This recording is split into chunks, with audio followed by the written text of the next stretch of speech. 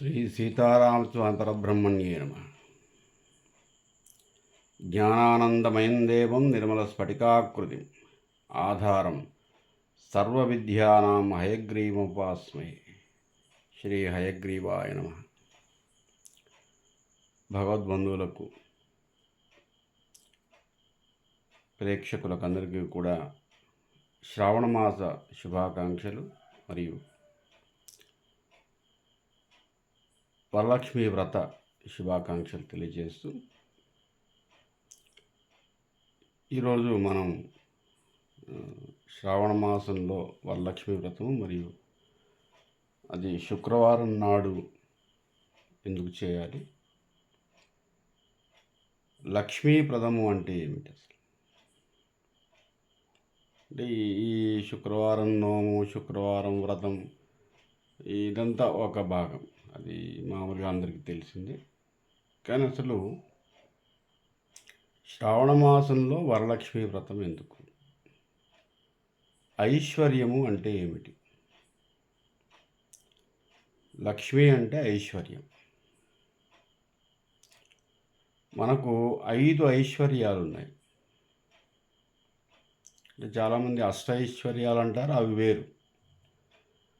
అంటే ఇంట్లో ధనం ఉండటము, పని మనుషులు ఉండటము, తర్వాత నగలు ఉండటము, రాజయోగం ఉండటము, ఇదంతా 8 రకాలైనటువంటి భోగాలు. ఆ అష్టైశ్వర్యాలు వేరు.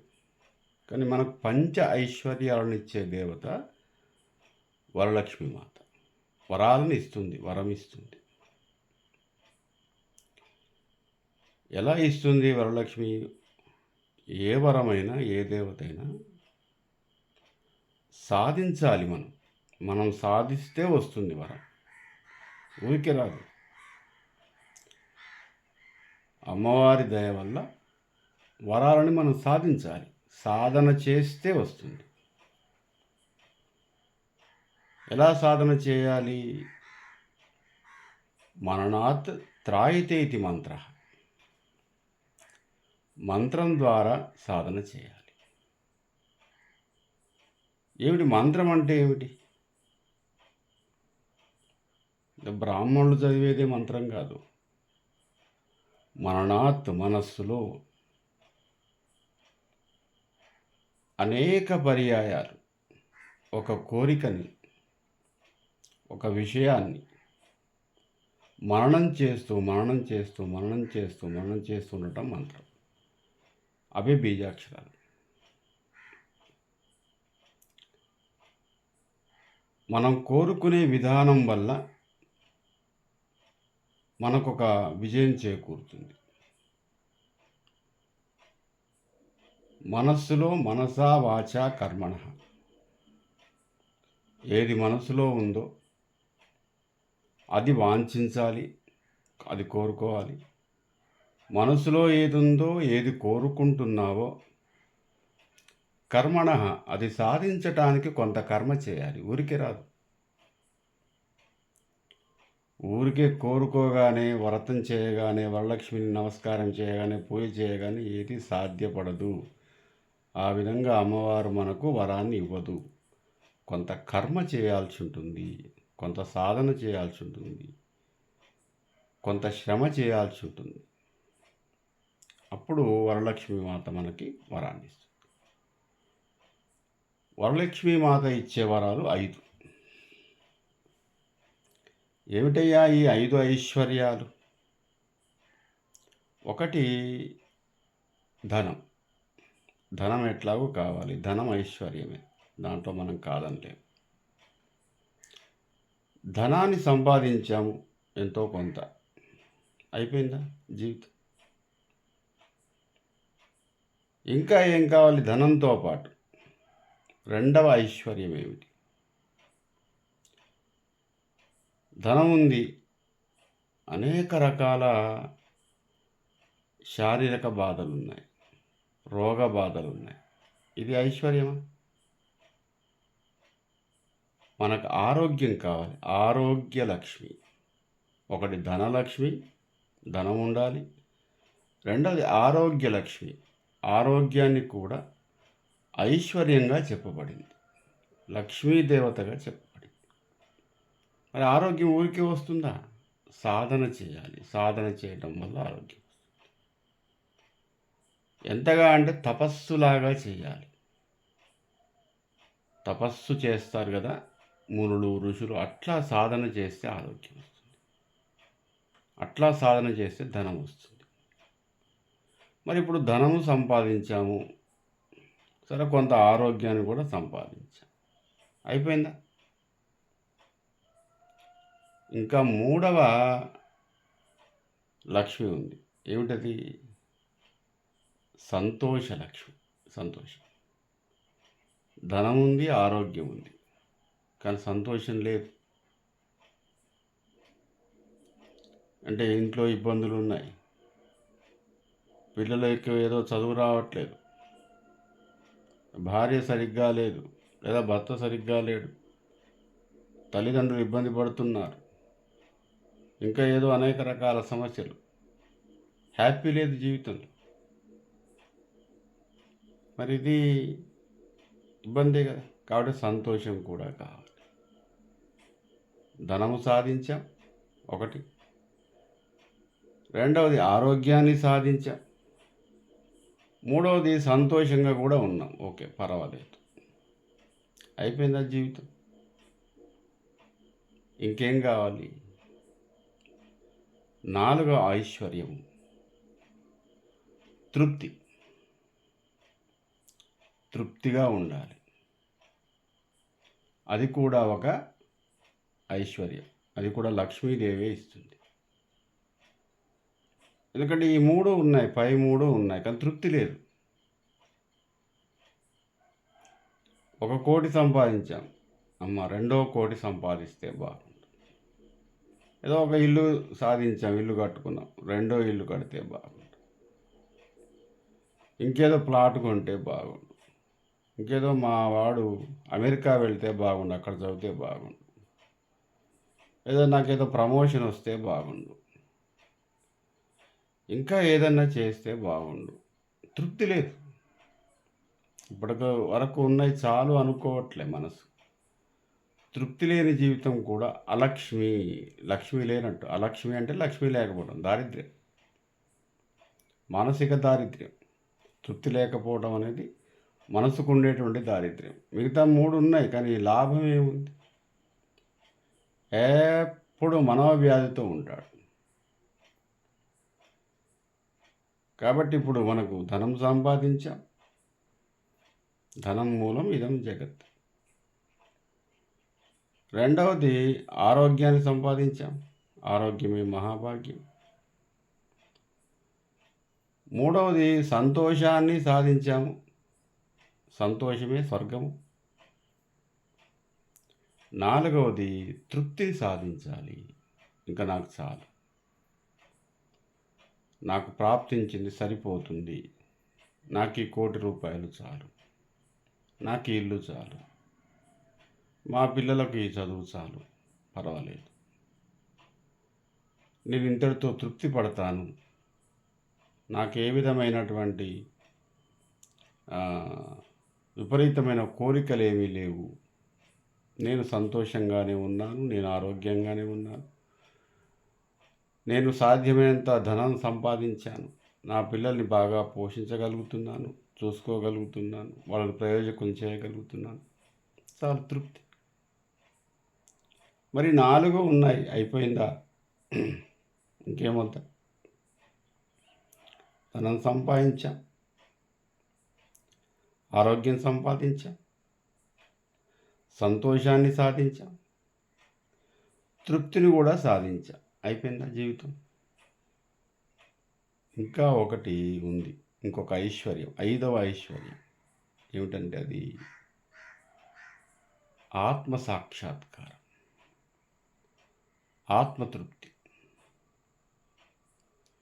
అంటే స్థితప్రజ్ఞతను సాధించడం. ఇహపర సౌఖ్యాలన్నింటినీ కూడా నెమ్మదిగా వదిలేయటం.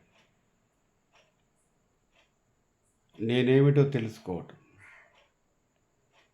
మనకు ఈ జీవితం ఇచ్చినటువంటి భగవంతుడికి కృతజ్ఞతను తెలుపుతూ ఇన్ని సంవత్సరాలుగా నేను జీవించడానికి కారణమైనటువంటి ఆ దివ్యశక్తి ఏదైతే ఉందో దానికి కృతజ్ఞతాభావంతో ఉంటూ ఆత్మ సాక్షాత్కారాన్ని పొందటం, అంటే ఆత్మని గురించి తెలుసుకోవటం, అంటే ఈ నా జీవితంలో నాకు అప్పగించినటువంటి బాధ్యతలను నేను సక్రమంగానే నెరవేర్చాను. దేవుడు నాకు ఇచ్చినటువంటి ఈ రంగస్థలం ఏదైతే ఉందో నేను నా పాత్రని సక్రమంగా పోషించాను. ఈ చావు పుట్టుకలు అనేవి సహజము, ఇవి నివారించబడేవి కావు అనేటటువంటి ఆత్మ సాక్షాత్కారాన్ని, రెడీ టు డెత్, నేను ఈ క్షణంలో చనిపోయినా నేను తృప్తిగానే ఉన్నాను, ఎప్పటికైనా పోవలసిందే, ఈ యొక్క ఐశ్వర్యాన్ని కూడా మనం సాధించాలి. ఇది సాధ్యపడదు. ఇది సాధ్యం కావాలంటే ఒకే మార్గం ఏమిటంటే ఆధ్యాత్మిక మార్గం ఒక్కటే ఈ స్థితికి చేరవేస్తుంది. దీన్ని సమాధి స్థితి అంటారు. The constant mind. మంచిని ఎలా స్వీకరిస్తామో చెడును అలాగే స్వీకరిస్తాం. ఏదో ఆపద వచ్చిందని కృంగిపోయేది లేదు, ఇంకేదో సంతోషం వచ్చిందని పొంగిపోయేది లేదు. రెండింటినీ సమదృష్టితో చూస్తాం. అది ఆత్మ సాక్షాత్కారం. దాన్ని కూడా మనం సాధించాలి. ఈ ఐదింటిని ఐశ్వర్యాలు అంటారు. ఇవి వరలక్ష్మీదేవి మనకు ప్రసాదిస్తుంది. శుక్రవారం నాడే ఎందుకు ఈ వరలక్ష్మి వ్రతాన్ని చేయాలి అంటే, శుక్రవారము వారాధిపతి శుక్రుడు. శుక్రుడు భోగకారకుడు, అంటే ఐశ్వర్యాలని సాధించిన తర్వాత రక్షించువాడు, దాన్ని అనుభవించడానికి కావలసిన మార్గాన్ని చూపించేవాడు శుక్రుడు. కాబట్టి శుక్రవారం శుక్రుడు అధిపతి. తర్వాత శుక్రవారం నాడు ప్రాతకాలంలో శుక్రహోరతో ప్రారంభమవుతుంది రోజు. అంటే ప్రతిరోజు కూడా కొన్ని హోరా సమయాలు ఉంటాయి. శుక్రహోరతో ప్రారంభమవుతుంది కాబట్టి శుక్రుడు దాంపత్యకారకుడు, అన్యోన్యకారకుడు, వివాహకారకుడు, అన్ని శుభాలే జరుగుతాయి. కాబట్టి శుక్రవారం లక్ష్మీప్రదం, లక్ష్మీ అమ్మవారికి ఇష్టమే. తర్వాత శ్రవణ నక్షత్రంలో చంద్రుడు ప్రవేశిస్తాడు కాబట్టి శ్రావణ మాసం ప్రారంభమవుతుంది. శ్రవణ నక్షత్రము శ్రీ మహావిష్ణువు పుట్టినటువంటి నక్షత్రం. కలియుగ దైవమైనటువంటి వెంకటేశ్వర స్వామి వారు కూడా శ్రవణ నక్షత్రంలోనే జన్మించారు. కాబట్టి శ్రీ మహావిష్ణువు తన భర్త శ్రవణ నక్షత్రంలో పుట్టాడు కాబట్టి ఈ మాసం అంతా కూడా ఆయనకు ప్రీతిపాత్రం. అదేవిధంగా లక్ష్మీ అమ్మవారికి కూడా ఆ విధంగానే లక్ష్మీప్రదం శ్రావణం. కాబట్టి శ్రావణ మాసంలో మనకు ఇటు వరలక్ష్మీ వ్రతాలు ఉంటాయి, అటు ప్రతి మంగళవారము మంగళగౌరి వ్రతం ఉంటుంది. ఇటు శివకేశవులకి ఇద్దరికీ కూడా ప్రాధాన్యత ఉంటుంది. మంగళవారం చేసేటటువంటి పూజ వల్ల, మంగళగౌరి వ్రతం వల్ల భర్త క్షేమంగా ఉంటాడు, స్త్రీలకు సంతానం క్షేమంగా ఉంటుంది, అన్యోన్యంగా ఉంటారు. అన్యోన్యత అంటే ఏమిటి అంటే ఒకరి పట్ల ఒకరికి గౌరవం ఉంటుంది. భర్త పట్ల భార్య గౌరవం ఉండాలి, భార్య పట్ల భర్తకి గౌరవం ఉండాలి. ఆ విధంగా ఉండటం వల్ల అన్యోన్యత పెరుగుతుంది. భార్యాభర్తల మధ్య అన్యోన్యతను, సంతానాన్ని రక్షించటం, భర్త క్షేమాన్ని కోరి మంగళగౌరి వ్రతం. శుక్రవారం నాడు వరలక్ష్మి వ్రతం ఎందుకంటే ఈ 5 ఐశ్వర్యాల కోసం. పూర్వం ఏదో చారుమతి అనే అమ్మాయి ఈ వరలక్ష్మి వ్రతాన్ని ఆచరించి అనేక రకాల సంపదల్ని పొందిందని చెప్పేసి అది పురాణ గాథ ఉంటుంది, అది అందరికీ తెలుసు. కానీ ప్రత్యేకంగా ఈ 5 ఐశ్వర్యాలను సాధించటమే మానవ జీవితం యొక్క పరమార్థం.